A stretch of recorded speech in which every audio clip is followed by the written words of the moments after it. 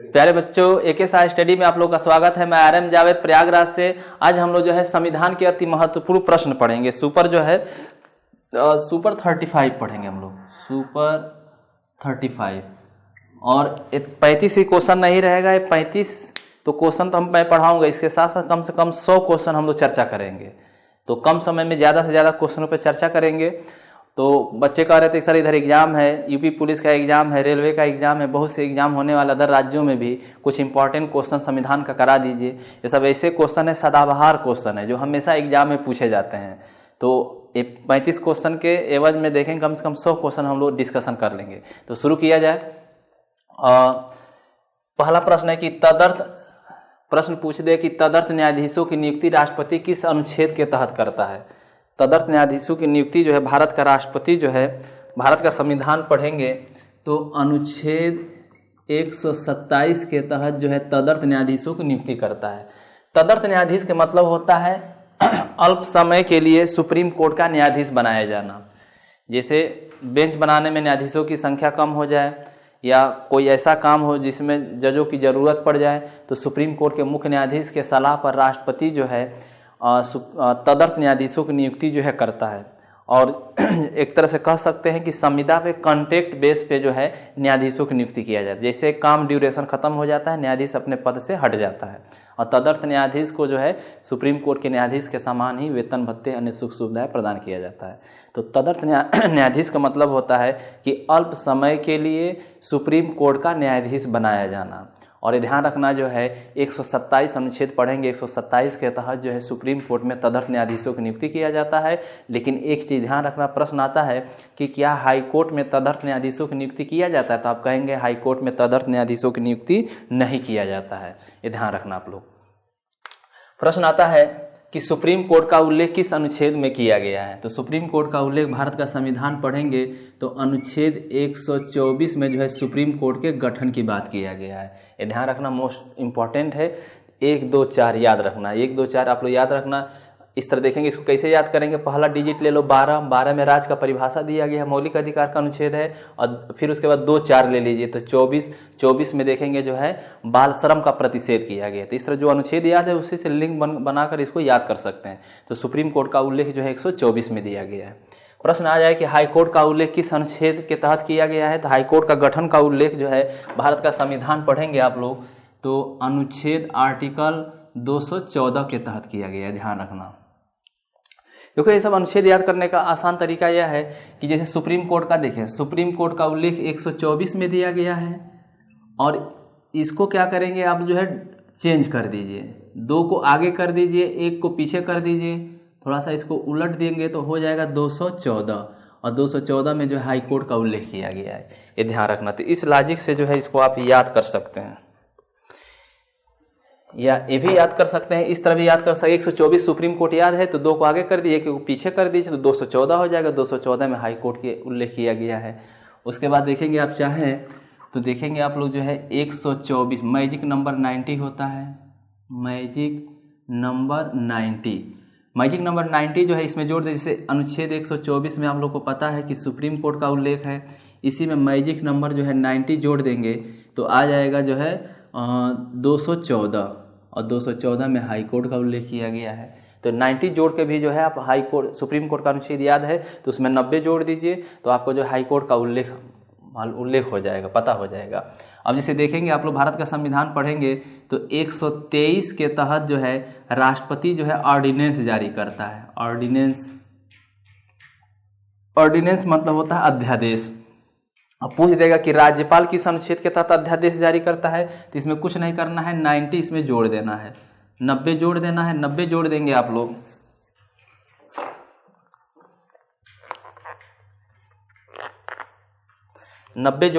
लोग, तो हो जाएगा जो है क्लियर, अनुच्छेद 213 हो जाएगा। और 213 में जो है राज्यपाल गवर्नर जो है ऑर्डिनेंस जारी करता है। बात समझ में आया। तो या इसको 2 को आगे कर दीजिए, 1 को पीछे कर देंगे तब 213 हो जाएगा। इस लॉजिक से भी याद कर सकते हैं। 90 जोड़ते जाइए। देखेंगे आप लोग जो है अनुच्छेद 120 पढ़ेंगे तो अनुच्छेद 120 में लिखा गया है कि संसद की भाषा हिंदी होगी या इंग्लिश होगी, देखेंगे। और अब पूछ देगा कि विधानमंडल की भाषा हिंदी इंग्लिश होगी, किस अनुच्छेद में, नहीं पता है तो 120 में जो है 90 जोड़ दीजिए। इसमें कहा गया है कि पार्लियामेंट की भाषा हिंदी होगी नहीं तो इंग्लिश होगी, इसमें 90 जोड़ दीजिए तो कितना हो जाएगा 210, अनुच्छेद 210 प्राप्त होगा। और 210 में कहा गया है कि जो विधानमंडल है, विधानमंडल की भाषा हिंदी होगी नहीं तो इंग्लिश होगी। या 120 है, 2 को आगे कर दीजिए, 1 को उल्टा कर दीजिए, 210 हो जाएगा। तो इस तरह देखेंगे 90, 124, 123 से 120 में जो है 90 जोड़ देंगे तो आपका जो है राज्यों का अनुच्छेद पता चल जाएगा, मतलब 3 अनुच्छेद के साथ 3 अनुच्छेद प्राप्त कर सकते हैं, ठीक है। या 2 को आगे कर दीजिए, 1 को पीछे कर देंगे, हाईकोर्ट का उल्लेख हो जाएगा। 123 में राष्ट्रपति अध्यादेश जारी करता है, 2 को आगे कर दीजिए, 1 को पीछे कर देंगे तो 213 हो जाएगा। 213 में जो है राज्यपाल राज्यों में अध्यादेश जारी करता है, संसद की भाषा हिंदी होगी अंग्रेजी होगी, 120 में कहा गया है। और 2 को आगे कर दीजिए, 1 को पीछे कर दीजिए तो 210 हो जाएगा। 210 में विधानमंडल की भाषा हिंदी होगी नहीं तो अंग्रेजी होगी। या इन अनुच्छेदों में 124, 123, 120 में जो है आप 90 जोड़ देंगे तो हाई कोर्ट, राज्यपाल का अध्यादेश और विधानमंडल की भाषा आप लोगों को पता चल जाएगा। तो इस लॉजिक से भी आप याद कर सकते हैं। उसके बाद हम लोग पढ़ेंगे तो आप लोग हाई कोर्ट, बस सुप्रीम कोर्ट का अनुच्छेद याद करना पड़ेगा। 124 और 124 याद है तो तुरंत आपको याद आ सकता है कि 214 में हाई कोर्ट का उल्लेख किया गया है। क्वेश्चन नंबर 4 देखें, भारत का संघीय न्यायालय स्थापित किया गया है किस अधिनियम के द्वारा, तो आप बताएंगे जो है भारत शासन अधिनियम, भारत शासन अधिनियम 1935। भारत में आज देखेंगे, आज भारत का जो सुप्रीम कोर्ट है या 1935 के भारत शासन अधिनियम से प्रभावित है। वैसे देखा जाए 1773 के रेगुलेटिंग एक्ट में जो है पहली बार जो है ब्रिटेन का संसद का नियंत्रण जो है ईस्ट इंडिया कंपनी पे हुआ। और पहला अधिनियम जो 1773 का रेगुलेटिंग एक्ट आता है जो 1774 में लागू किया गया। और सबसे पहले 1773 के रेगुलेटिंग एक्ट में कहा गया कि कोलकाता में एक सुप्रीम कोर्ट होगा। तो इस तरह देखेंगे कोलकाता में सुप्रीम कोर्ट की स्थापना किया गया 1774 में किया गया। और कोलकाता में जो सुप्रीम कोर्ट स्थापित किया गया उसका पहले जो मुख्य न्यायाधीश थे एलिजा इम्पे और 3 और न्यायाधीश थे, हाइड थे, चैम्बर्स थे, लिमिस्टर थे। तो इस तरह देखेंगे कोलकाता में जो सुप्रीम कोर्ट स्थापित किया गया था उसमें कुल 4 न्यायाधीश थे और इन न्यायाधीशों की नियुक्ति जो है महारानी विक्टोरिया के द्वारा किया गया था। और इस तरह देखेंगे यह सुप्रीम कोर्ट जो स्थापित किया गया था कोलकाता में, यह जो है मजबूत सुप्रीम कोर्ट नहीं था, क्योंकि कोलकाता सुप्रीम कोर्ट जब डिसीजन देता था तो प्रीवी काउंसिल में अपील करना पड़ता था, लंदन जाना पड़ता। प्रीवी काउंसिल जो डिसीजन देता था वो डिसीजन क्या होता था, सर्वमान्य होता था। और एक चीज़ ध्यान रखना, भारत में हाई कोर्ट की स्थापना जो है 1861 के जो है भारत शासन अधिनियम में किया गया और उस समय जो है भारत का वायसराय जो है लॉर्ड कैनिंग था। तो इस तरह देखेंगे मद्रास, मुंबई, कोलकाता में जो है ठीक है 1862 में 3 हाई कोर्ट की स्थापना किया गया और इलाहाबाद हाई कोर्ट की स्थापना जो है 1866 में किया गया। तो ये सब बातें याद रखना आप लोग, ये प्रश्न आता है। तो भारत में जो सुप्रीम कोर्ट की स्थापना किया गया, भारत का संघीय न्यायालय स्थापित किया गया किस अधिनियम के द्वारा, भारत शासन अधिनियम 1935 के द्वारा। प्रश्न आ जाए न्यायिक पुनर्लोकन की व्यवस्था किस देश के संविधान से लिया गया, तो न्यायिक पुनर्लोकन की व्यवस्था जो है अमेरिका के संविधान से लिया गया है। कहाँ से लिया गया है, अमेरिका के संविधान से। न्यायिक पुनर्लोकन, भारत का संविधान पढ़ोगे आप लोग तो अनुच्छेद 137 में न्यायिक पुनर्लोकन की बात किया गया है। वैसे देखा जाए इनडायरेक्ट रूप से न्यायिक पुनर्लोकन की बात अनुच्छेद 32 में दिया गया है। देखा जाए अनुच्छेद 226 में भी अप्रत्यक्ष रूप से इनडायरेक्ट रूप से न्यायिक पुनर्लोकन की बात किया गया है। भारत का संविधान पढ़ेंगे तो अनुच्छेद 13 में जो है न्यायिक पुनर्लोकन की बात किया गया है। तो देखा जाए भारतीय संविधान में न्यायिक पुनर्लोकन की परिभाषा डायरेक्ट नहीं दिया गया है। न्यायिक पुनर्लोकन का जो है उल्लेख जो है अप्रत्यक्ष रूप से इन अनुच्छेदों में आया। 137, 32, 226, 13 में जो है अप्रत्यक्ष रूप से न्यायिक पुनर्लोकन की बात किया गया है। न्यायिक पुनर्लोकन का मतलब क्या होता है, देखेंगे सबसे पहले न्यायिक पुनर्लोकन के सिद्धांत का जो है प्रतिपादन जो है अमेरिका के सुप्रीम कोर्ट के न्यायाधीश थे जॉर्ज मार्शल। क्या नाम था इनका, जॉर्ज मार्शल। यह जो देखेंगे 1803 की घटना है, एक मुकदमा था मेडिसन वर्सेज मार्बरी। तो इस मुकदमे में सुप्रीम कोर्ट के, जो अमेरिका के सुप्रीम कोर्ट के मुख्य न्यायाधीश थे जॉर्ज मार्शल और 1803 का मुकदमा है मेडिसन बनाम मार्बरी। और इसमें कहा गया, अमेरिका के मुख्य न्यायाधीश जॉर्ज मार्शल कहते हैं कि अमेरिका का संसद यदि कोई नियम कानून बनाता है वह अमेरिका के संविधान के विरुद्ध है तो अमेरिका के सुप्रीम कोर्ट के न्यायाधीश जो है उस संसद के बनाए गए कानून को समाप्त कर सकता है, रद्द कर सकता है। तो इस तरह देखेंगे संविधान की सर्वोच्चता का प्रतिपादन किया गया और इस तरह इस डिसीजन से जो है न्यायिक पुनर्लोकन की स्थापना किया गया। तो न्यायिक पुनर्लोकन का मतलब होता है कि संसद और विधानमंडल यदि कोई नियम कानून बनाते हैं और संविधान के विरुद्ध है, मौलिक अधिकार का उल्लंघन करता है, तो न्यायपालिका संसद और विधानमंडल के बनाए गए कानून को रद्द कर देगा। इसी को न्यायिक पुनर्लोकन कहा जाता है, ज्यूडिशियल रिव्यू कहा जाता है। बात समझ में आ गया। तो इस तरह देखेंगे जो है जॉर्ज मार्शल को जो है न्यायिक पुनर्लोकन के सिद्धांत का जनक माना जाता है और न्यायिक पुनर्लोकन का प्रतिपादन सबसे पहले अमेरिका में किया गया और भारत में न्यायिक पुनर्लोकन जो है अमेरिका के संविधान से लिया गया है। अब एक प्रश्न बार बार पूछा जाता है, वह कौन सा देश है जहाँ न्यायिक पुनर्लोकन का प्रयोग नहीं किया जाता है? ब्रिटेन। ब्रिटेन में न्यायिक पुनर्लोकन का प्रयोग नहीं किया जाता है। वहाँ का संसद कोई भी नियम कानून बनाता है तो न्यायपालिका उसको रद्द नहीं कर सकती है। इसीलिए विश्व का सबसे मजबूत संसद कहीं का माना जाता है तो आपका ब्रिटेन का माना जाता है, क्योंकि ब्रिटेन के न्यायपालिका संसद के द्वारा बनाए गए कानून को जो है वहाँ की न्यायपालिका रद्द नहीं कर सकती है, भले संविधान के विरोधी क्यों न कानून बनाया गया हो। इसीलिए विश्व का सबसे सर्वोच्च शक्तिशाली संसद कहीं का माना जाता है तो आपका ब्रिटेन का माना जाता है। समझ में आ गया। तो इस तरह देखेंगे न्यायिक पुनर्लोकन का जो है न्यायिक पुनर्लोकन ज्यूडिशियल रिव्यू कहा जाता है। एक तरह से कह सकते हैं न्यायिक पुनर्लोकन जो होता है यह न्यायपालिका के तीसरी आंख होता है, एक तरह से थर्ड अंपायर होता है। कोई भी सुप्रीम भारत सरकार, राज्य सरकार, संसद, विधानमंडल कोई भी नियम कानून बनाते हैं और संविधान के विरुद्ध है तो न्यायपालिका उसको रद्द कर देगी न्यायिक पुनर्लोकन करके, ज्यूडिशियल रिव्यू करके। इसी को न्यायिक पुनर्लोकन कहा जाता है और न्यायिक पुनर्लोकन का जो है प्रयोग हमारे संविधान में डायरेक्ट नहीं आया है, अप्रत्यक्ष रूप से 137, 32, 226, 13 के अंतर्गत न्यायिक पुनर्लोकन की बात की गई है। ये मोस्ट इंपॉर्टेंट है, इसको जरूर आप लोग याद करना। उसके बाद देखेंगे आप लोग जो है प्रश्न आता है कि न्यायिक पुनर्लोकन के जनक किसे माना जाता है, तो आप लोग बताएंगे अमेरिका के सुप्रीम कोर्ट के मुख्य न्यायाधीश थे, उनका नाम है जॉर्ज मार्शल। तो जॉर्ज मार्शल को जो है सुप्रीम कोर्ट के जो है, ठीक है, जॉर्ज मार्शल अमेरिका के सुप्रीम कोर्ट के मुख्य न्यायाधीश थे, उन्हीं को जो देखेंगे जो न्यायिक पुनर्लोकन का जनक माना जाता है। किस देश में न्यायिक पुनर्लोकन का प्रयोग नहीं होता था, अभी आप लोग बताया हूँ ब्रिटेन। ये ध्यान रखना, कई बार एग्जाम में पूछा गया है, मोस्ट इंपॉर्टेंट है। ब्रिटेन में न्यायिक पुनर्लोकन का प्रयोग नहीं किया जाता है। प्रश्न आता है राष्ट्रपति द्वारा राज्यसभा में कितने व्यक्तियों को मनोनीत किया जाता है, तो आप लोग बताएंगे जो है 12 व्यक्तियों को मनोनीत किया जाता है। कितने व्यक्तियों को मनोनीत किया जाता है? 12 व्यक्तियों को मनोनीत किया जाता है। मोस्ट इंपॉर्टेंट है, बार बार एग्जाम में आता है। अब 12 व्यक्ति कैसे याद करेंगे, बहुत इजी है, कई बार पढ़ा भी चुका हूँ आप लोग को। कुछ नए स्टूडेंट जो देख रहे होंगे देख सकते हैं। जैसे पूछेगा राष्ट्रपति जो है राज्यसभा में कितने व्यक्तियों को मनोनीत करता है, तो आप लोग देखेंगे राज्यसभा इसे लिखते हैं, ठीक है, आर बनाते हैं। तो देखेंगे आर की बनावट जैसे लग रहा है 1 है 2 है, थोड़ा सा इसे हल्का सा उंगली चला दीजिए, हल्का सा एक बार चला दीजिए आप लोग।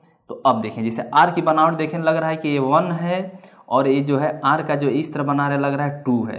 तो इस तरह देखेंगे राज्यसभा में लग रहा है 2, 12 दिख रहा होगा आप लोग को। तो इस तरह लगता है कि राज्यसभा में जो है राष्ट्रपति 12 व्यक्तियों को मनोनीत करता है। तो इस तरह कैच तुरंत कर लेंगे। जैसे आप जो है राज्यसभा लिखते हैं तो आर की बनावट जो है ये 1 हो जाता है, ये 2 हो जाता है। इस तरह देखेंगे आप कैच कर लेंगे कि राष्ट्रपति जो है राज्यसभा में 12 व्यक्तियों को मनोनीत करता है। इस लॉजिक से याद कर सकते हैं।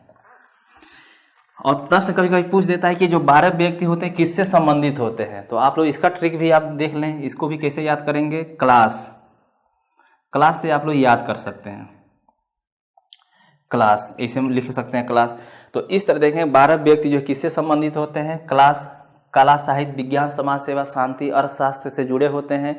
तो इस तरह देखेंगे सी से क्या हो जाएगा, काम मतलब होता है शांति। एल से क्या हो जाएगा, लिटरेचर, साहित्य से जुड़े होते हैं। एस से क्या हो जाएगा, आर्ट हो जाएगा, कला हो जाएगा। एस से क्या हो जाएगा, साइंस हो जाएगा, विज्ञान से जुड़े होते हैं। एस से क्या हो जाएगा, सोशल वर्क हो जाएगा, समाज सेवा। और ई से क्या हो जाएगा, इकोनॉमी मतलब अर्थशास्त्र। और देखेंगे आप लोग जो है आर्ट में ही खेल आ जाएगा, समझ में आ गया। तो सचिन तेंदुलकर जो है आर्ट के माध्यम से मतलब खेल के माध्यम से राज्यसभा में मनोनीत किए गए हैं। तो खेल का उल्लेख नहीं किया गया है, वो आर्ट में ही आ जाता है। खेल क्या होता है, आर्ट, खेल भी जो है एक कला होता है। देखिए कला का मतलब क्या होता है, कला का मतलब होता है जिसको करने से, देखने से, सुनने से मन को आनंद की प्राप्ति हो, खुशी मिले, वही कला होता है।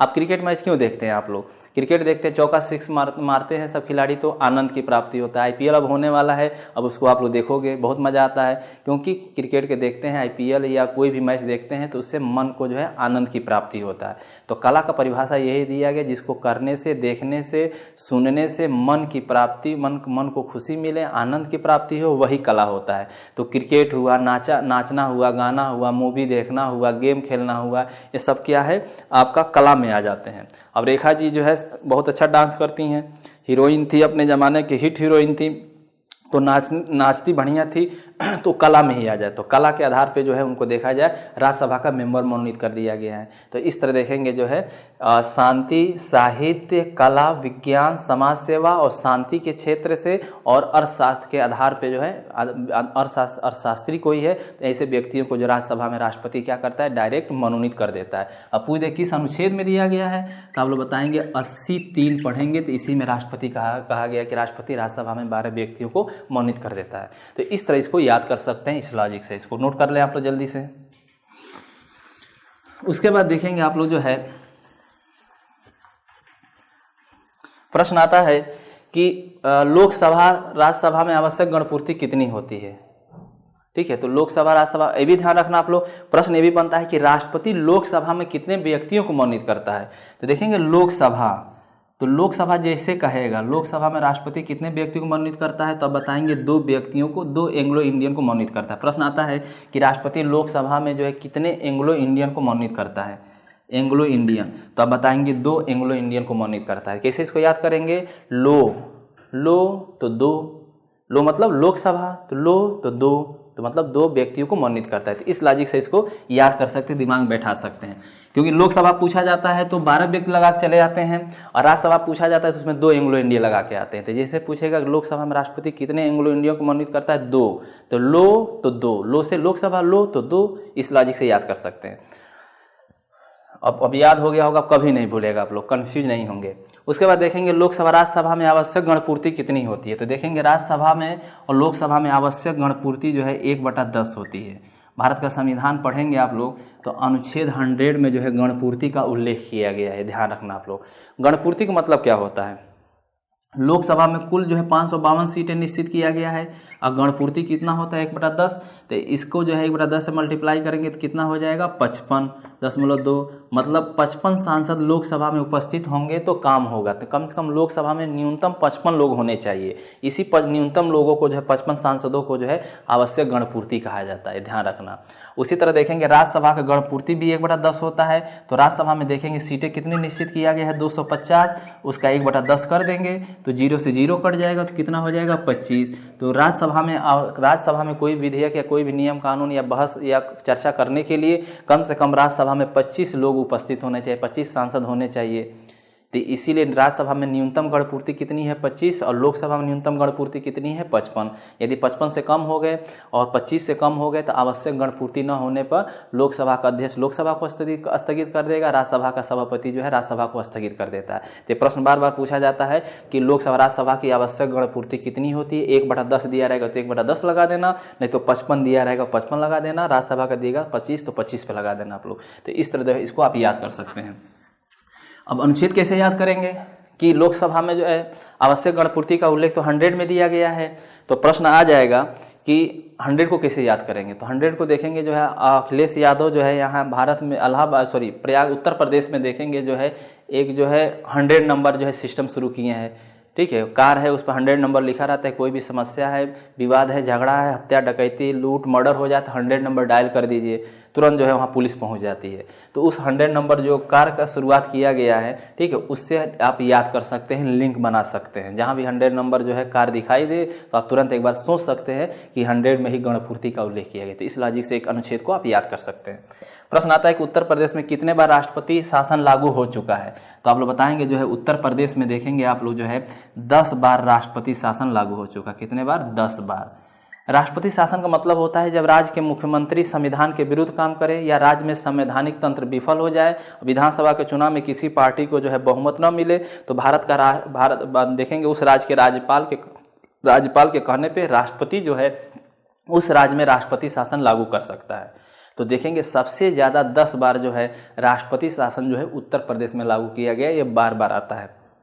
और देखेंगे आप लोग जो भारत का देखेंगे उसके बाद सबसे पहले राष्ट्रपति शासन जो है पंजाब में 1951 में लागू किया गया था, और सबसे ज़्यादा समय तक 5 सालों के लिए राष्ट्रपति शासन जो है पंजाब में लागू किया गया है। और पूछ दे कि सबसे कम समय तक राष्ट्रपति शासन कहाँ लागू किया गया, तो 7 दिनों के लिए कर्नाटक में लागू किया गया है। प्रश्न आ जाए कि उत्तर प्रदेश में कितने बार राष्ट्रपति शासन लागू किया है, 10 बार राष्ट्रपति शासन लागू किया गया है। और देखेंगे जम्मू कश्मीर में जाओगे आप लोग तो वहाँ राष्ट्रपति शासन 356 लागू नहीं होता है। जम्मू कश्मीर का संविधान पढ़ेंगे तो अनुच्छेद 92 के तहत वहाँ राज्यपाल शासन लागू होता है। तो जम्मू कश्मीर में 6 महीने राज्यपाल शासन लागू होता है, और कंडीशन नहीं सुधरेगा तब 6 महीने के लिए राष्ट्रपति शासन लागू किया जाता है। तो इस तरह देखेंगे जो है जम्मू कश्मीर में 6 महीने राज्यपाल शासन लागू होता है, 6 महीने के बाद राष्ट्रपति शासन लागू होता है। तो इस तरह देखेंगे आप लोग जो है राष्ट्रपति शासन का जो है राष्ट्रपति शासन उत्तर प्रदेश में 10 बार लागू हो चुका है, और टोटल बार देखा जाए तो लगभग 100 बार से ज़्यादा राष्ट्रपति शासन भारत में लागू हो गया। और राष्ट्रपति शासन जो है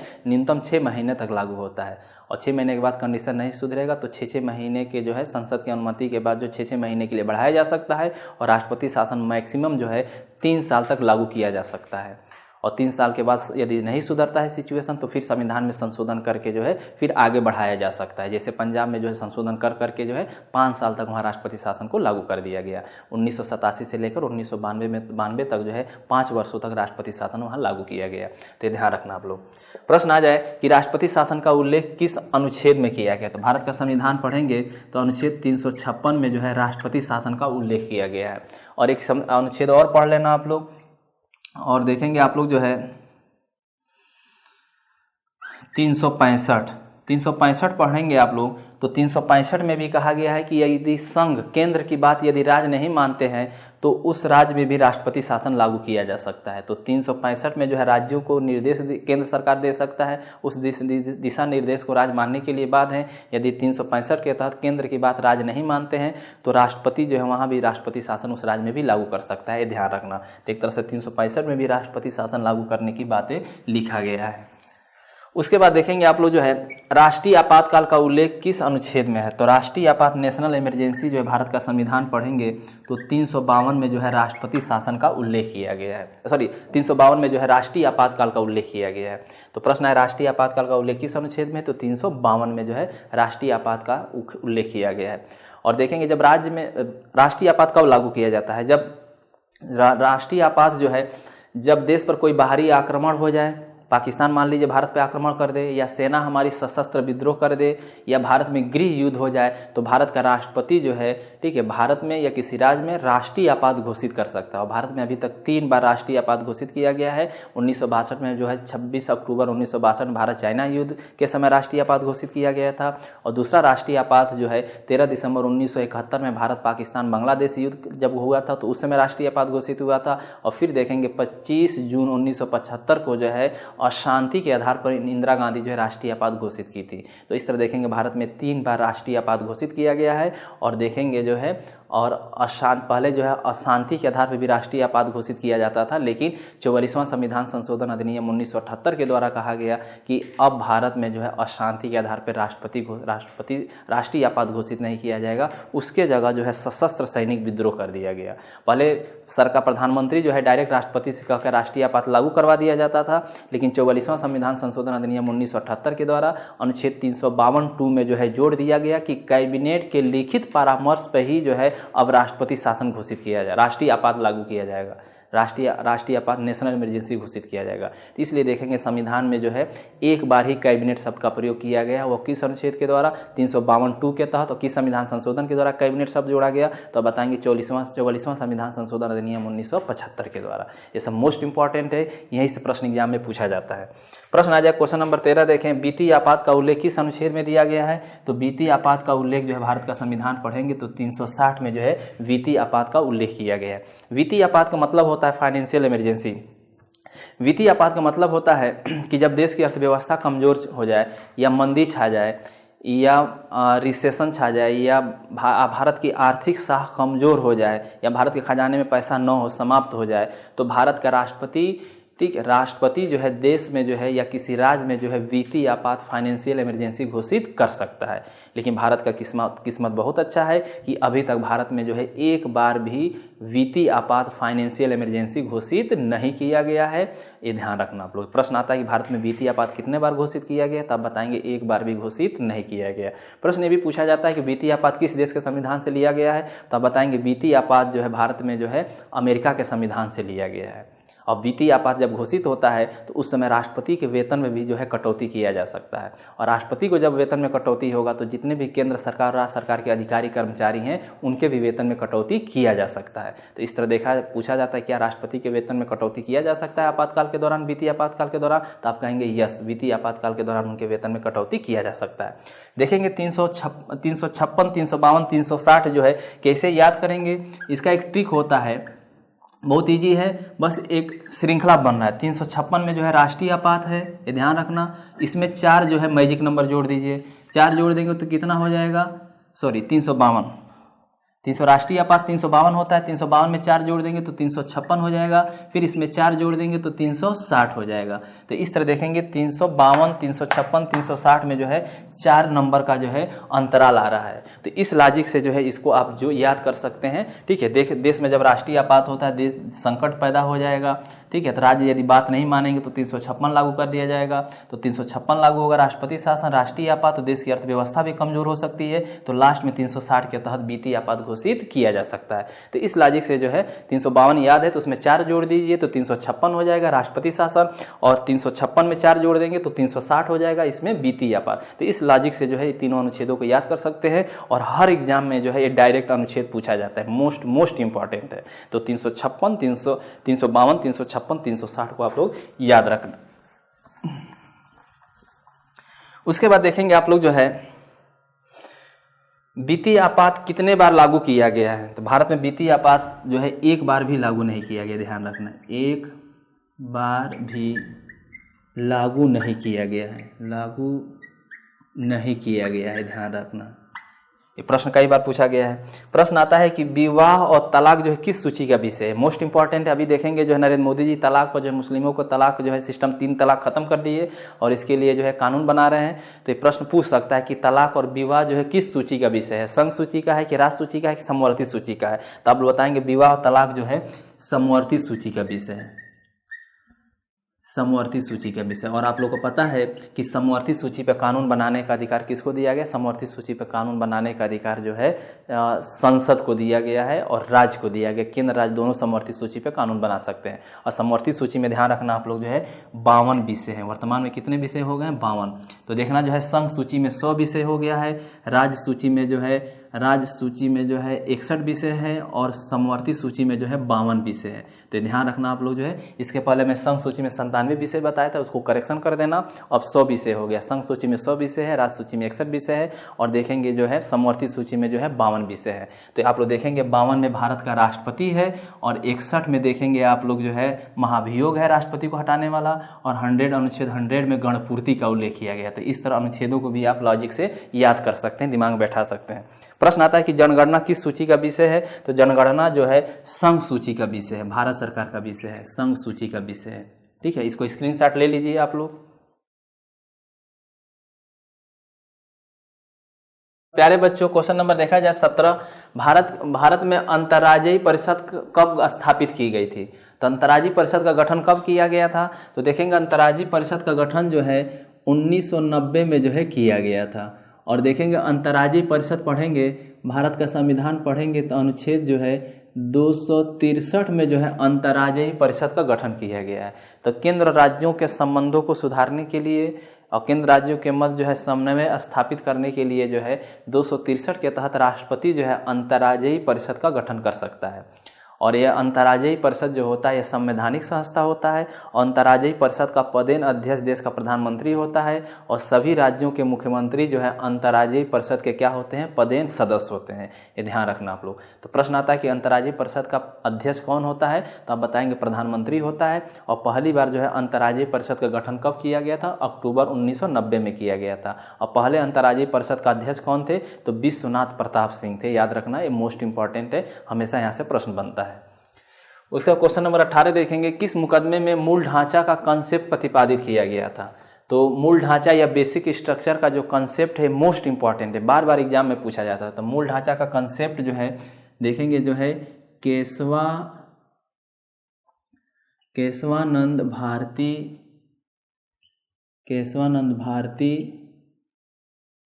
वर्सेज केरल राज्य का मामला था। यह 1973 की घटना है और इसमें 13 जज थे। कितने जज थे? 13 न्यायमूर्ति थे सुप्रीम कोर्ट के। और डिसीजन जो आया था यह जो है 7 और 6 से डिसीजन है। 7 पक्ष में पड़ा था, 6 विपक्ष में पड़ा था। और अब तक का यह अब तक का सबसे बड़ा जो है पीठ माना जाता है। तो इस तरह देखेंगे जो है केशवानंद भारती बनाम केरल राज्य में कहा गया, सुप्रीम कोर्ट के जज साहब का है कि यदि न्यायपालिका किसी को मूल ढांचा घोषित करती है, बेसिक स्ट्रक्चर घोषित करती है संविधान के किसी अनुच्छेद, किसी भाग या शब्दावली को, तो उसको संसद के द्वारा समाप्त नहीं किया जा सकता है। तो इस तरह देखेंगे मूल ढांचा का कंसेप्ट जो है 1973 में जो है केशवानंद भारती बनाम केरल राज्य के मामले में प्रतिपादित किया गया। उसके पहले देखेंगे 1960 में जो है बेरुबाड़ी बनाम भारत संघ के मामले में सुप्रीम कोर्ट ने कहा कि प्रस्तावना संविधान का अंग नहीं है। सुप्रीम कोर्ट ने कहा कि प्रस्तावना का उल्लेख न किसी भाग में है, न किसी अनुच्छेद में है, न किसी अनुसूची में है और इसलिए वो संविधान का पार्ट नहीं है, अंग नहीं है। और संसद के द्वारा 368 आर्टिकल 368 के तहत जो है उसमें संशोधन नहीं किया जा सकता है। सुप्रीम कोर्ट ने रोक लगा दिया कि बेरुबाड़ी बनाम भारत संघ के मामले में और कहा कि प्रस्तावना संविधान का अंग नहीं है, इसमें संशोधन नहीं किया जा सकता है। फिर देखेंगे आप लोग जो है एक मामला आता है गोलकनाथ बनाम पंजाब राज्य। ये 1967 की घटना है। इसमें सुप्रीम कोर्ट कहता है कि मौलिक अधिकार में भी संसद के द्वारा संशोधन नहीं किया जा सकता है, मौलिक अधिकार को समाप्त नहीं किया जा सकता है। तो इस तरह देखेंगे मौलिक अधिकार में संशोधन को भी जो है सुप्रीम कोर्ट जो है 1967 में जो है गोलकनाथ बनाम पंजाब राज्य में रोक लगा दिया गया। तो देखेंगे इन मुकदमों को जो है, इन मामलों को जो है केशवानंद भारती बनाम केरल राज्य में भी उठाया गया, संवैधानिक पीठ बनाया गया। इसमें 13 जज थे। तो इस देखेंगे जो है अब तक का सबसे बड़ा डिसीजन भारत का माना जाता है केशवानंद भारती बनाम केरल राज्य। केशवा और केरल याद रखना, केशवानंद भारती बनाम केरल राज्य, भारत राज्य नहीं, ये ध्यान रखना। देखेंगे इस मामले में 13 जज थे और 7-6 से डिसीजन आया था। और इसमें डिसीजन आता है कि सुप्रीम कोर्ट ने कहा कि बेरुबाड़ी बनाम और गोलकनाथ के मामले को सुप्रीम कोर्ट के 7 जज जो है, मतलब 7 जज जो है पलट दिए, उसके पुराने डिसीजन को रद्द कर दिया गया। तो देखेंगे जो है इस मामले में केशवानंद बनाम केरल राज्य के मामले में सुप्रीम कोर्ट ने कहा कि प्रस्तावना जो है संविधान का अभिन्न अंग है और इसमें अनुच्छेद 368 के तहत संशोधन किया जा सकता है। गोलकनाथ बनाम पंजाब राज्य के मामले में जो दिया गया कि मौलिक अधिकार में संसद के द्वारा संशोधन नहीं किया जा सकता है, उस डिसीजन को भी सुप्रीम कोर्ट के जज साहब लोग क्या कर दिए, रद्द कर दिए। और सुप्रीम कोर्ट ने कहा कि मौलिक अधिकार में भी जो है संसद के द्वारा संशोधन किया जा सकता है, मौलिक अधिकार में कोई चीज़ जोड़ा जा सकता है या उसमें से हटाया जा सकता है। सुप्रीम कोर्ट ने कहा कि संविधान के पेज नंबर 1 से लेकर संविधान के पेज नंबर अंतिम तक 368 के तहत जो है संविधान में संसद के द्वारा कहीं भी संशोधन किया जा सकता है। यह अनन्य शक्ति दिया गया, अनन्य पावर दिया गया है, एक्सक्लूसिव पावर है संसद को। लेकिन सुप्रीम कोर्ट ने कहा लेकिन, जानते हैं कि सुप्रीम कोर्ट जो है लेकिन, किंतु, परंतु ज़्यादा लगाता है। सुप्रीम कोर्ट ने कहा लेकिन जिसको सुप्रीम कोर्ट मूल ढांचा घोषित करेगा, बेसिक स्ट्रक्चर घोषित करेगा, आधारभूत संरचना घोषित करेगा, उसमें जो है संसद के द्वारा संशोधन नहीं किया जा सकता है और न ही संसद उसको समाप्त कर सकता है। इंदिरा गांधी परेशान हो गई। इंदिरा गांधी कही कि ये मूल ढांचा का कंसेप्ट क्या होता है, संविधान में तो मूल ढांचा कहीं दिया नहीं गया है, आप लोग मूल ढांचा का परिभाषा दीजिए। तो जज साहब कहे कि मैडम मूल ढांचा क्या होता है ये हमको भी नहीं पता है, वक्त आने दीजिए, हम बता देंगे कि बेसिक स्ट्रक्चर, मूल ढांचा और आधारभूत संरचना क्या होता है। तो वही देखेंगे समय समय पर सुप्रीम कोर्ट जो है किसी मुकदमे में निर्णय देते वक्त वह बोलता है या निर्णय देते वक्त व्याख्या करता है कि संविधान का जो है अनुच्छेद 14 भारतीय संविधान का मूल ढांचा है, अनुच्छेद 32 भारतीय संविधान का मूल ढांचा है। तो इस तरह समय समय पर सुप्रीम कोर्ट संविधान के बहुत से शब्दावलियों को, संविधान के बहुत से भाग को, अनुच्छेदों को जो है मूल ढांचा घोषित कर दिया। जैसे सुप्रीम कोर्ट ने कहा कि समाजवादी, पंथ निरपेक्ष और अखंडता जो शब्द है ये भारतीय संविधान का मूल ढांचा है। भारत में संसदीय शासन प्रणाली जो है भारतीय संविधान का मूल ढांचा है। अनुच्छेद 14 भारतीय संविधान का मूल ढांचा है। अनुच्छेद 32 भारतीय संविधान का मूल ढांचा है। इस तरह देखेंगे जो है सुप्रीम कोर्ट ने समय समय पे जो है बहुत से अनुच्छेदों को और शब्दावलियों को मूल ढांचा घोषित कर दिया है, और जिसको मूल ढांचा घोषित कर देता है सुप्रीम कोर्ट, उसमें संशोधन नहीं किया जा सकता है। सुप्रीम कोर्ट ने यहाँ तक कहा कि अखंडता शब्द जो प्रस्तावना में आया है ये भी भारतीय संविधान का क्या है, मूल ढांचा है, बेसिक स्ट्रक्चर है। तो मूल ढांचा जो है जिसको घोषित कर देता है न्यायालय, उसको संसद के द्वारा संशोधन या समाप्त नहीं किया जा सकता। यही मूल ढांचा का कंसेप्ट है। मूल ढांचा, सुप्रीम कोर्ट ने कहा मूल ढांचा से मतलब यह है कि ये संविधान में जो मूल बातें दी गई हैं, संविधान में वह बातें जिसको चेंज करने से, बदलने से, समाप्त करने से संविधान का नेचर ही बदल जाए, संविधान का स्वरूप ही बदल जाए, संविधान के लक्ष्य उद्देश्य ही चेंज हो जाए, वह मूल ढांचा हो सकता है। तो न्यायालय जो है, न्यायालय को लगता है कि यह शब्दावली, यह अनुच्छेद बहुत इंपॉर्टेंट है, इसके साथ छेड़खानी करने से, समाप्त करने से हमारे संविधान का स्वरूप बदल सकता है, ठीक है। उसको न्यायपालिका क्या करता है, मूल ढांचा घोषित कर देता है। तो मूल ढांचा जो है एक तरह से कह सकते हैं संविधान का आत्मा है, और यदि उसको समाप्त किया जाएगा तो हमारे संविधान का स्वरूप ही बदल जाएगा। तो इस तरह देखेंगे संविधान का जो है मूल भावना जो होता है उसी को सुप्रीम कोर्ट ने क्या किया है, मूल ढांचा घोषित कर दिया है, आधारभूत संरचना, बेसिक स्ट्रक्चर घोषित कर दिया है। तो प्रश्न बार बार आता है कि किस मुकदमे में मूल ढांचा का कंसेप्ट प्रतिपादित किया गया था, तो केशवानंद भारती बनाम केरल राज्य, और अब तक का सबसे बड़ा डिसीजन है। पूछ देता है कि लोक लेखा समिति में कुल कितने सदस्य होते हैं, तो लोक लेखा समिति में देखेंगे 7 जो है राज्यसभा से लिए जाते हैं, 15 जो है लोकसभा से लिए जाते हैं, टोटल जो इसमें कुल 22 लोग होते हैं, 22 व्यक्ति होते हैं, ध्यान रखना। तो लोकसभा में जो है कुल जो है 22 सदस्य होते हैं, ध्यान रखना। लोक लेखा समिति का जो अध्यक्ष होता है वह विपक्ष पार्टी का अध्यक्ष होता है। लोक लेखा समिति का अध्यक्ष वर्तमान समय में कौन है, मल्लिकार्जुन खड़गे हैं, ये ध्यान रखना। प्रश्न आता है कि प्राक्कलन समिति में कुल कितने सदस्य होते हैं, तो प्राक्कलन समिति में जो है कुल 30 सदस्य होते हैं, और 30 सदस्य जो है लोकसभा से लिए जाते हैं, यहाँ राज्यसभा से लिए जाते हैं, यहाँ 15 लोकसभा से लिए जाते हैं, कुल 22 होते हैं। तो इस तरह देखेंगे प्राक्कलन समिति में जो है कुल 30 सदस्य होते हैं, और 300 सदस्य जो है लोकसभा से लिए जाते हैं। और एक चीज़ ध्यान रखना जो है तीनों समितियों में जो है लोक लेखा समिति, प्राक्कलन समिति, सार्वजनिक उपक्रम समिति में सबसे बड़ी कमेटी है तो आपका प्राक्कलन समिति, इसमें 30 सदस्य होते हैं। ये 2014 के IAS के प्री में पूछा गया था कि तीनों कमेटियों में सबसे बड़ी कमेटी कौन है, तो आप बताएंगे प्राक्कलन समिति, एस्टीमेट कमेटी। प्राक्कलन समिति का मतलब होता है, प्राक्कलन समिति का काम होता है अनुमानित बजट की समीक्षा करना। लोक लेखा समिति का काम होता है कि संसद से जो पैसे निकाले जाते हैं उसकी जांच पड़ताल करना, मितव्ययता पर जो है कंट्रोल करना, और CAG की रिपोर्ट की जांच पड़ताल करना। तो इस तरह देखेंगे लोक लेखा समिति जो है भारत की खजाने की क्या करता है, रक्षा करता है, फालतू पैसा खर्च नहीं होने देता है।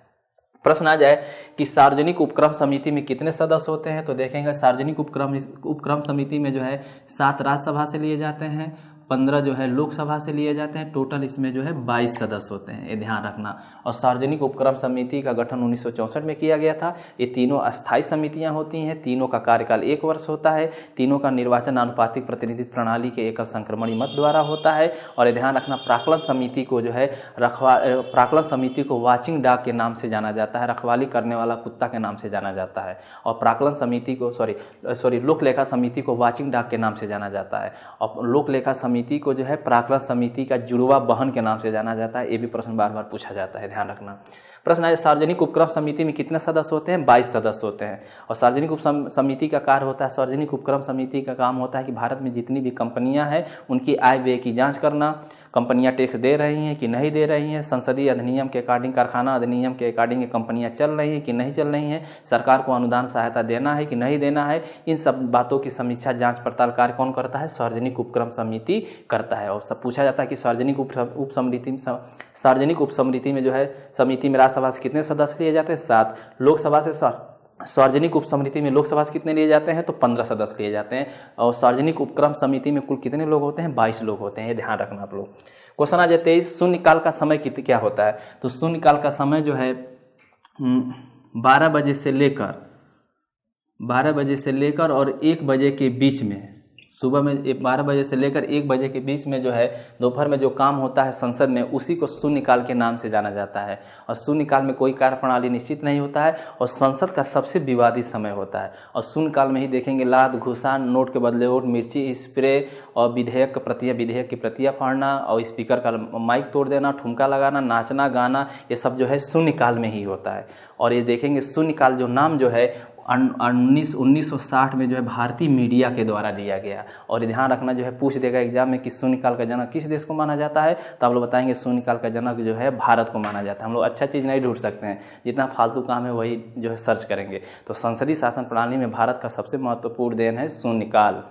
और सबसे संसदीय शासन प्रणाली में शून्यकाल जो है भारत के लोग देखने के लिए एकदम परेशान होते हैं। लोकसभा राज्यसभा के टीवी पर चिपके रहते हैं कि अब शून्यकाल शुरू हो रहा है, अब मज़ा आएगा।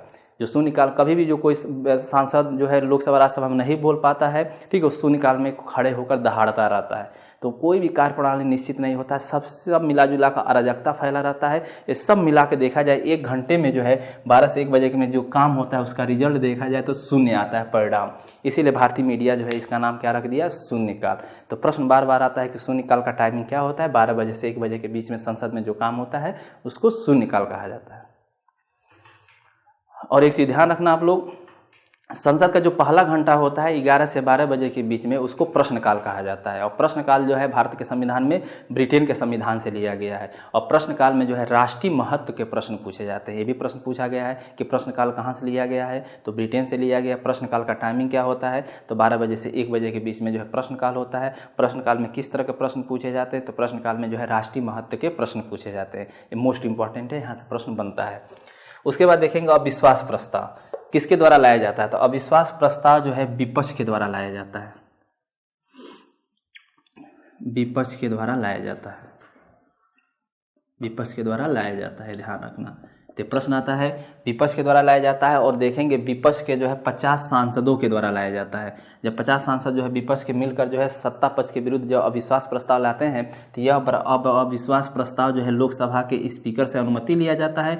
लोकसभा के स्पीकर का अनुमति मिलने पर इसको लोकसभा में प्रस्तुत किया जाता है। और लोकसभा में अविश्वास प्रस्ताव 2/3 बहुमत से प्रस्ताव पारित हो जाता है, तो इसके मतलब सरकार तुरंत इस्तीफा दे देगी। तो अविश्वास प्रस्ताव का उद्देश्य होता है सरकार गिराना। और सबसे पहले देखेंगे विश्वनाथ प्रताप सिंह को जो है अविश्वास प्रस्ताव के द्वारा गिराया गया।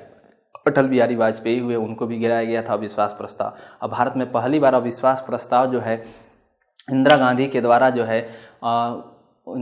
द्वारा जो है मोरारजी देसाई के विरुद्ध लाया गया था। गठबंधन की सरकार थी, जनता पार्टी की सरकार थी 1979 में। और मोरारजी जो है अविश्वास प्रस्ताव संसद में लोकसभा में लाने से पहले ही, पारित करने से पहले ही जो है डर की वजह से इस्तीफा दे दिए।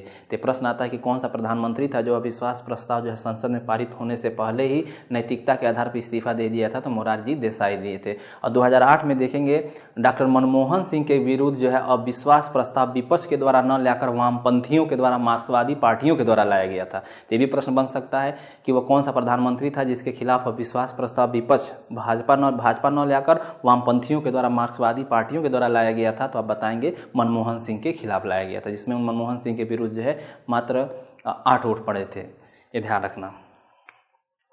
पूछ देता है संयुक्त अधिवेशन की अध्यक्षता कौन करता है, तो संयुक्त अधिवेशन की अध्यक्षता जो है लोकसभा का स्पीकर करता है। ध्यान रखना आप लोग, लोकसभा का स्पीकर करता है। प्रश्न बार बार पूछा जाता है, लोकसभा का स्पीकर करता है। और देखेंगे संयुक्त अधिवेशन जो है राष्ट्रपति बुलाता है अनुच्छेद 108 के तहत, और उसकी अध्यक्षता लोकसभा का अध्यक्ष करता है। मोस्ट इंपॉर्टेंट है, ये ध्यान रखना आप लोग, हमेशा बार बार पूछा जाता है एग्जाम में।